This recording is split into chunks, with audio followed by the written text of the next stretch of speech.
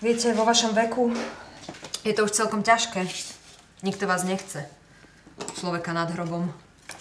Nad hrobom? Zvykajte si. A bude to ešte horšie. Tak v prvom rade ma zaujalo najviac to, že ideme robiť film, pretože ja som vlastne vyrastal na filme od detstva. A vždy ma tá práca okolo filmu veľmi bavila a fascinovala. Vlastne všetko okolo toho, tá atmosféra, tá príprava, samotné nakrúcanie, samotné to vzrušenie z toho, že vlastne to raz natočíš a potom to už nikdy nemôžeš zmeniť. V divadle, keď niečo zahráš a predstavuješ si, že by si to mohlo vylepšiť, tak na druhom predstavení to ešte môžeš vylepšiť a tu už to je navždy na tom celuloide. Ty sa musí začať o seba trochu starať. Musí sa začať lepšie obliekať, farbiť vlasy a proste musíš vyzerať ako čávo, ako ja. Bavili ma vlastne skoro všetky scény s Maťom Landlom, ktorý hrá takého suchára. Práve, že ja som teda mohol byť viac jeho protiklad, takže sme sa naozaj veľmi nasmiali, keď sme točili tie scény. Pozri, keď už nevieš nikoho zbaliť, tak by sme si mali poriadne zatrtkať. Ale neboj sa, ja tu teraz nehovorím, že pôjdeme baliť nejaké kundy. Zaplatíme si dobrú kurvu, ne? 70 eur máš. No, byť Lacom Liškom nie je veľmi jednoduché, takže neviem si predstaviť, že či by som chcel byť presne touto postavou, ale zároveň sa mi táto postava práve preto veľmi dobre hrala, pretože sa hovorí, že protiklady sa veľmi dobre hrajú, takže ja som vlastne presný protiklad Laca Lišku, takže v súkromnom živote by som si nevedel predstaviť, že by som bol Lacom Liškom. Tu sú všelijaké cice, jednu si vybereme a hotovo. Charakter Vojtecha, no, je to taký nešťastný trúlko, ale veľmi milý človek, ktorý sa vlastne hľadá v spoločnosti, hľadá svoju nejakú novú štartovaciu čiaru, na ktorú sa má postaviť a chce ísť ďalej, ale veľmi sa mu to nedarí, ale už viac si by som hovoriť nemal, lebo potom by som povedal príliš veľa o filme. Dobrý. Dobrý. Potrebujete pomôcť? Neviem. Viete, ja som tu zaspal a okradli ma. Všetko mi zobrali. Nechali mi iba kľúče od bytu.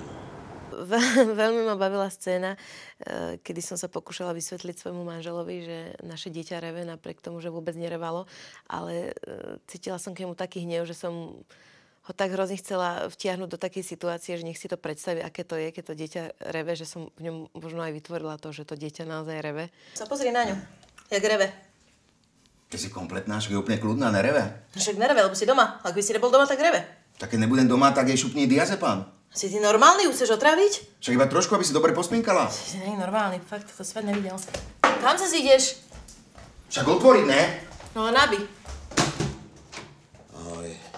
Čau. Ty ale vyzeráš, tebe čo sa stalo? Bolo tam viacero príležitostí, kedy sme sa zabávali s tou mojou dcerou, scenaristicky pridelenou, ktorá v podstate bola správna, i keď bola trochu nešťastná, že je sama.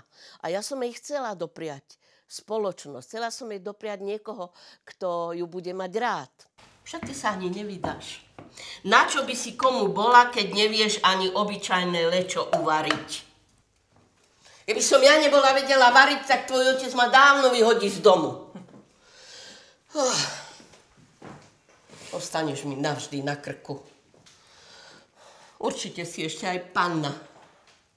Neskutočne som sa bavil na scénach s tými sektármi, s Evou Sakalovou a so Števom Martinovičom. To podľa mňa to budú tiež, ako teda už sú veľmi vtipné scény, takže to bolo ešte lepšie, ako som si to pôvodne predstavoval, keď som to iba čítal v scenári.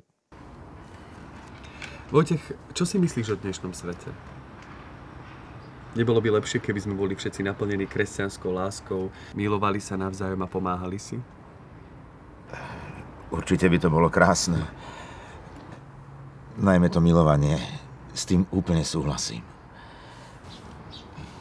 Veľký zážitok sme mali aj z toho, že teda sme získali podľa mňa najlepšie filmové dieťa v histórii, pretože to, ako my sme sa tam hádali a trieskali sme dvermi a robili sme strašný hluk a to naše dieťatko ani nemuklo.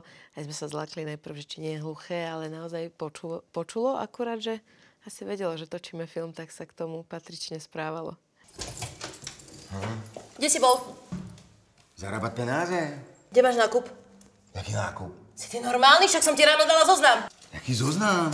Nemám žiadny zoznam. Ja toto. No tak sorry, zabudol som, no. Zabudol si? Dojdeš o 3 hodiny neskôr, nezvíhaš mi mobil a nedoneseš ani zasraný nákup? Tak sorry, zdržal som sa v robote, mali sme poradu. Poradu, hej, to už lepšiu výhovorku si nemohol vymysleť? Áno, nočná filmovačka. Nočná filmovačka, kedy sme teda pracovali dlho do rána a už tam bol aj časový stres z toho titulu, že už sa aj rozvidnievalo, takže sme museli všetko rýchlo natočiť, lebo potom už priestor na to nebol, tak to bolo náročné. A nepoznáme sa odniaľ? Ja mám taký dojem, že ste mi známa. Pochybujem. Určite nie. Ale fakt. Nevozil som vás aj vy ty. Čo? Tegrica. Wow. Musím povedať, že po tomto filme, ktorý som nakrútil ako taxikár Laco Liška, chodím taxikmi menej, pretože stretnúť Laca Lišku nie je žiadna sranda v taxíku, takže viac chodím bicyklom. Zevity, to čo je? Ale nerob tu na mňa oči, však to je bordel, ne? Prepáčte, ale čo si o mne myslíte? Však dobre, však sa môže myliť, ne? Cica. No, to sa aj mýlite. Ale je to od vás drzé. Sa budem na vás sťažovať. Ja, tak ty sa budeš na mňa sťažovať. Prosím, ty si kompletná.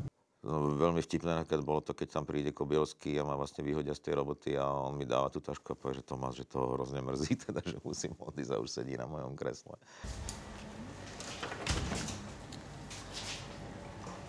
Joj.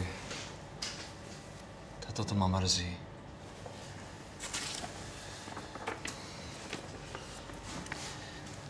Igen, itt vagyok. Nyugodtan beszélünk. 35 vagy 40?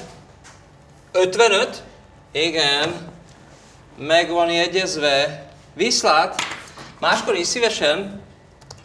Je to určite film, ktorý by som a budem odporúčať napriek tomu, že v ňom hrám, tak budem ho určite odporúčať čo najviac ľuďom, aby si ho išli pozrieť do kina, lebo určite si za týmto filmom stojím a aj za tou svojou postavou, ktorá sa mi naozaj veľmi dobre hrála, takže na záver určite nech prídu ľudia do kina, lebo určite pookrejú a zabavia sa. Chcela by som im odkázať, aby určite išli, aby sa nebáli slovenského filmu, pretože bolo za tým strašne veľa práce a úsilia a určite to stojí za to. A ja tomu verím, že to bude dobré. Ja chcem veriť tomu, že keď pôjde Slovák na slovenský film, tak pôjde spokojný a šťastný domov.